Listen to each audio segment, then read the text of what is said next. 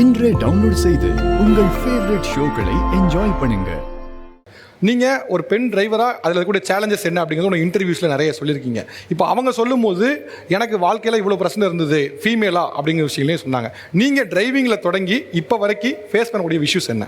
டிரைவிங்னாலே ஃபுல்லாக பார்த்தீங்கன்னா ஆண்கள் வர்க்கம் அப்படி சொல்லிட்டாங்க. ஸோ அதில் லேடிஸ் இருக்காங்க இல்லையா, எல்லாத்தையும் பீட் பண்ணி நம்ம தான் வெளியில் வரணும். நான் வந்துட்டு தடையாக இருக்குது, எங்கள் வீட்டில் விடலை, எங்கள் அப்பா விடலை, எங்கள் அம்மா விடலை, அப்படி கன்வின்ஸ் பண்ணுங்கள், புரிய வைங்க. அவங்க அப்பத்த ஆளுங்களா, புரிய வைங்க, தெரியாத விஷயத்த சொல்லி கொடுங்க. ஸோ வந்து சொசைட்டியை நம்புங்க, வெளியில் வரணும். வெளியில் வந்தால் மட்டும்தான் நம்மளால் பீஸ்ஃபுல்லாக இருக்க முடியும். ஓகே மேடம், தமிழிசை மேடம், நான் உங்ககிட்ட அவங்க பேசுனதுலேருந்து சில விஷயம் எடுக்கலான்னு பார்க்குறேன். நம்ம நேர்காணலில் நிறைய விஷயங்களை பேசியிருக்கோம். அரசியல் ரீதியான விஷயங்களில் நீங்கள் உங்களுக்கு இருந்த சேலஞ்சஸ்லாம் பேசுகிறீங்க. பட் நான் இன்னொரு விஷயம் பேசணும்னு நினைக்கிறேன். நீங்கள் அரசியல் பேக்ட்ராப் உள்ள குடும்பம் தான். அஃப்கோர்ஸ் உங்களுக்கு அந்த ஃப்ரீடம் இதெல்லாமே இருந்திருக்கும். பட் வீடு தாண்டி இந்த சமூகம் தாண்டி ஒரு இடத்துக்கு போவீங்கல்ல, போகும்போது அரசியலுக்குலாம் வர்றதுக்கு முன்னால், டாக்டர்லாம் ஆகிறதுக்கு முன்னால் இந்த மாதிரியான சேலஞ்சஸ் ஃபேஸ் பண்ணியிருக்கீங்களா? எப்படி அதுலேருந்து இந்த இடத்துக்கு வரீங்க? அரசியலுக்கு வர்றதுக்கு முன்னாலேயா, அரசியலுக்கு வர்றதுன்னா அரசியலுக்கு வந்த இந்த நிமிடம் வரைக்கும் நான் சவால்களை சந்தித்து கொண்டு தான் இருக்கிறேன். நான் அரசியலில் என்ன சவால்களை சந்தித்தோன்னு எல்லாருக்குமே தெரியும். இது வந்து இணையத்தை தாண்டி இணையதளம் வரைக்கும் போனது அது. ஆனால் அது எல்லாமே என்னை பொறுத்த வரைக்கும் இங்கே எல்லாரோட கருத்துக்களும் எனக்கு உடன்பாடு தான். ஆனால் ஒன்றே ஒன்று தான், ஆண்கள் பக்கபலமாக இருக்கிறாங்களா, பெண்கள் பக்கபலமாக இருக்கிறாங்களான்னு. ஆண்களின் பக்கபலம் தேவையே இல்லை, பெண்களின் பக்கபலமும் தேவையே இல்லை. நம்மோட பக்கபலம் தான் நமக்கு தேவை, அது ஒன்று தான். ஆக எப்போவுமே எனது வாழ்க்கையில் அவங்க இப்படி இருப்பாங்களா, இந்த சூழ்நிலை இப்படி இருக்குமா, என்ன அவங்க மதிப்பாங்களா, என்ன அவங்க உதாசீனப்படுத்துவாங்களா, நான் என்றைக்குமே யோசனை பண்ணது கிடையாது. நீங்கள் சொல்கிறீங்க இவ்வளோ உயரத்துக்கு வந்தப்புறம் அப்படின்னு. கட்சி தலைவரானப்போ நான் யோசனை பண்ணது, இங்கே கூட தலைவர்கள் இருக்கிறாங்க, ஒரு ஆண் தலைவரை இந்த அளவிற்கு ட்ரால் பண்ணியிருக்காங்களா அப்படின்னா, உருவத்தை வச்சு சொல்கிறத வச்சுன்னு இல்லை, நிறத்தை வச்சு, தலையை வச்சு, உயரத்தை வச்சு, பேசுகிறத வச்சு.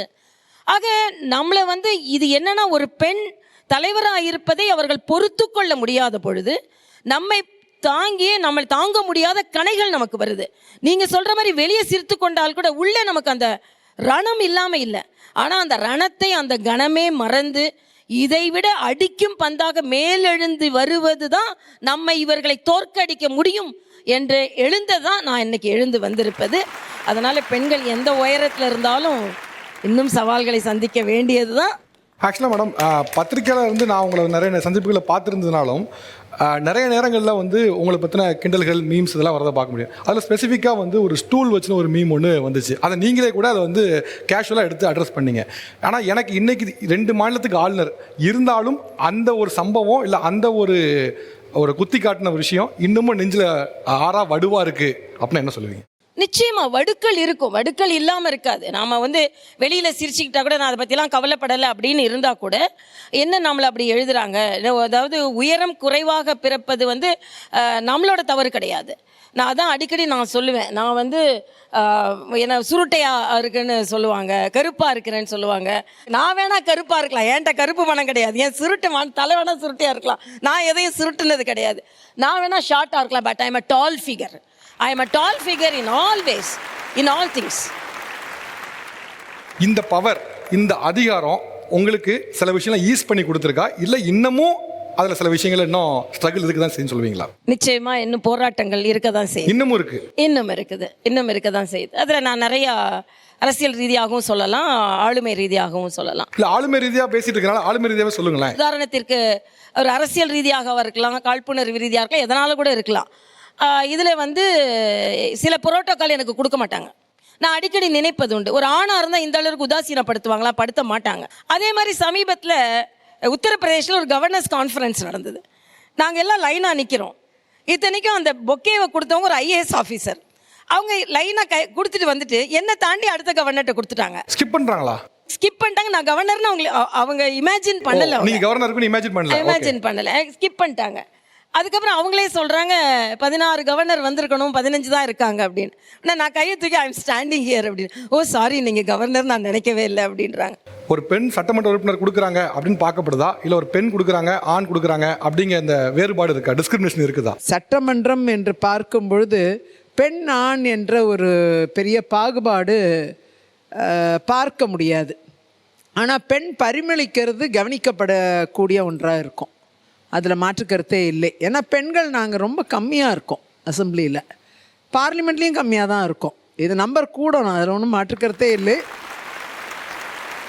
மேடம் ஆக்சுவலாக இப்போ தமிழிசை மேடம் சொன்னதில் பல விஷயங்களில் நான் பவரில் இருந்தாலும் இன்றைக்கி நான் ஃபேஸ் பண்ணுறேன்னு சொன்னாங்க. இப்போ நான் ஆக்சுவலாக ஸ்பெசிஃபிக்காக கேட்க விரும்புகிறது, பொதுவாகவே ஆண் அரசியல்வாதிகள் பெண் அரசியல்வாதின்னு எடுத்துக்கிட்டிங்கன்னா இந்த பெரும்பாலும் அவமானங்கள் நடக்கிற இடம்னு பார்த்தோம்னா அவையில் தான் இருக்கும், அதாவது பப்ளிக்கான ஸ்பேஸில் தான் இருக்கும், குறிப்பாக மேடை மாதிரியான இடங்களில். இப்போ நீங்கள் ஒரு பெண் அரசியல்வாதியாக 13 ஆண்டுகள் சட்டமன்ற உறுப்பினர் இருக்கும் பொழுது மேடை மாதிரியான விஷயங்களில் ஒரு அல்லது பத்திரிகைகளில் பேர் போடுற மாதிரி விஷயங்களில் இதில் நான் டிஸ்கிரிமினேஷன் ஃபேஸ் பண்ணியிருக்கேன். அந்த மாதிரியான நுட்பமான விஷயங்கள் இருக்கு. அது தொடர்ந்து நடந்துட்டு தான் இருக்கும், இனியும் நடக்கும். அது யாராலையும் தடுக்கவே முடியாது. நான் ரொம்ப இன்ஃப்ளூயன்ஸ் பண்ணி என் பேரை முன்னாடி போட்டுக்க முடியுமான்னு தேடணும். ஆனால் நான் அதெல்லாம் தேடவே மாட்டேன் என்றைக்குமே. என் உழைப்பின் மீதும் என்னுடைய ஆளுமை மீதும் நம்பிக்கை மீடியாவுக்கு இருந்தால் அவங்களா போட போகிறாங்கட்டு நான் பேசாமல் இருப்பேன். யாருமே எந்த இன்றைக்கி மீடியா யாரை வேணால் கேளுங்க, ஒரு நாள் கூட நான் மீடியாவை இன்ஃப்ளூயன்ஸ் பண்ணி என் பேரை போடுங்கன்னு கூட சொல்ல மாட்டேன். அவங்களா போட்டால் போட்டோம், போடலனாலும் ஒன்றும் இல்லை. ஆனால் திட்டமிட்டு கரெக்டாக நடக்கும். நீங்கள் மேடையில் ஏறின உடனே சேருக்கு நம்ம தேடணும். சேர் போட மாட்டாங்க, சேர் கூட கிடைக்காது பாதி நேரம். இன்னைக்கு அது இல்லை, நீங்கள் வரீங்க தெரியும். இல்லை, எல்லா கட்சியிலையும் இந்த பிரச்சனை இருக்குது.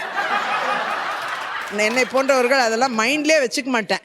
நான் சரி அந்த சேரை எடுத்து போடணும், மாமையா அதான் என் சேரு கொண்டா சொல்லி நானே எடுத்து போட்டுட்டு நானே உட்காந்துக்குவேன். நீங்கள் என்ன வேணால் பண்ணிக்கிங்க, ஆனால் தப்பு செஞ்சால் கேள்வி கேட்பேன், விடவே மாட்டேன்.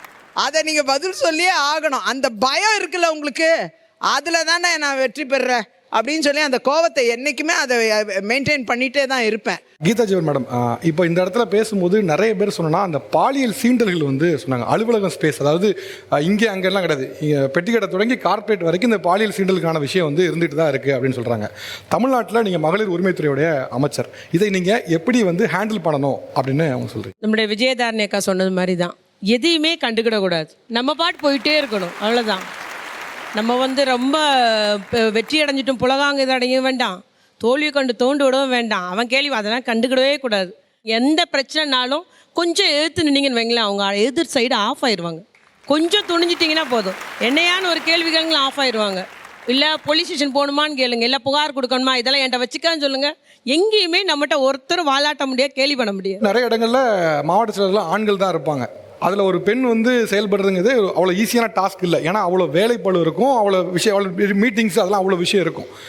ஒரு பெண்ணாக ஒரு மாவட்ட செயலர் பதவியில் உள்ள வருது அப்படிங்கிறது எவ்வளோ சேலஞ்ச் இருந்தது. அஃப்கோர்ஸ் உங்கள் குடும்பத்தில் இருக்கவங்க எல்லாருமே அரசியலில் இருந்திருந்தாலும் கூட அது அவ்வளோ எளிதாலாம் இருந்திருக்காது. நீங்கள் அதை ஷேர் பண்ணிட்டா கொஞ்சம் நல்லாயிருக்கும். இல்லை, கஷ்டமான காரியம்தான். எல்லா விஷயங்களையும் நம்மளை வந்து ஒப்பிட்டு தான், இதே ஒரு ஆம்பளையாக இருந்தால், இதே இவருடைய அப்பாயாவாக இருந்தால், அப்படியே ஒப்பிட்டு அந்த ஒரு கம்பேரிசன் தொடர்ந்துக்கிட்டே தான் இருக்கும். கஷ்டமாக தான் இருக்கும். நம்ம அது எதையும் கண்டுக்கிடக்கூடாதுன்னு சொல்லி எனக்கு தெரியும். நம்ம இப்படி பேசும்போது இவன் இப்படி கம்பேர் பண்ணுவான்னு தெரியும், இவன் கம்பேர் பண்ணுவான், இவன் அப்ரிஷியேட் பண்ணுவான், எல்லாத்தையும் ஸ்டடி பண்ணி வச்சுருக்கேன். ஸோ அதனால் ஒன்றும் பிரச்சனை கிடையாது. நான் அதான் சொல்கிறேன்ல, அதெல்லாம் இங்கே வாங்கி இங்கே விட்டுறணும். நெக்லெக்ட் பண்ணிட்டோன்னா நம்ம பிரச்சனையே இல்லை.